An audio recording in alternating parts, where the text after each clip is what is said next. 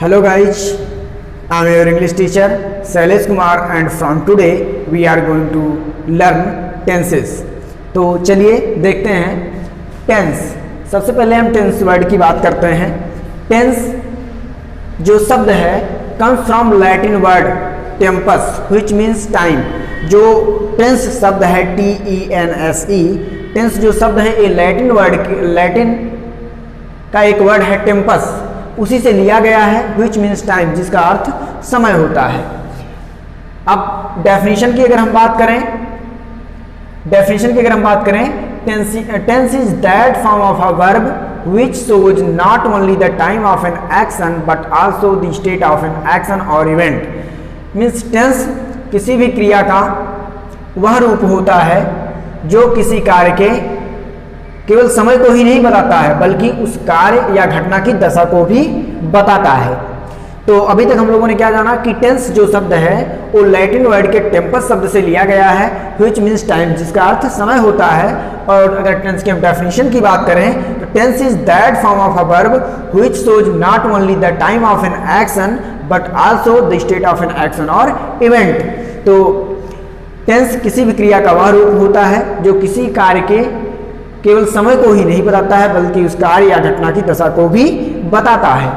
Next topic है there are three tenses and each tense has four parts. There are three tenses, तीन tense हैं and each tense has four parts, और प्रत्येक tense के चार चार भाग हैं। चलिए देखते हैं। पहला टेंस आपका है प्रेजेंट टेंस, सेकेंड है past tense and third one is future tense. तो प्रेजेंट टेंस का आपका पहला जो आपका आता है पहले पार्ट में present indefinite tense, T for tense short में राइट कर दिया गया है स्पेस की प्रॉब्लम होने की वजह से। तो प्रेजेंट इंडेफिनिट टेंस पहला है present indefinite tense. Present indefinite tense को हम सिंपल प्रेजेंट टेंस के नाम से भी जानते हैं। इसके बाद में आता है पास्ट टेंस का जो पहला आता है पास्ट इंडेफिनिट टेंस या फिर सिंपल पास्ट आप कह सकते हो, सिंपल पास्ट टेंस, यानी कि पास्ट इंडेफिनिट टेंस को हम सिंपल पास्ट भी कह सकते हैं। इसके बाद में आता है फ्यूचर टेंस का जो पहला पार्ट है फ्यूचर इंडेफिनिट टेंस या फिर सिंपल फ्यूचर टेंस भी हम कह सकते हैं, सिंपल। ओके, तो अब सेकंड पर देखते हैं। सेकंड में क्या present continuous imperfect progressive tense. जो आपका प्रेजेंट कंटीन्यूअस टेंस होता है उस प्रेजेंट कंटीन्यूअस टेंस को प्रेजेंट इम्परफेक्ट टेंस भी कहा जाता है और प्रेजेंट प्रोग्रेसिव टेंस भी कहा जाता है, क्योंकि जो प्रेजेंट कंटीन्यूअस टेंस होता है ये जो है प्रेजेंट समय में किसी कार्य के जारी रहने को शो करता है या दिखाता है।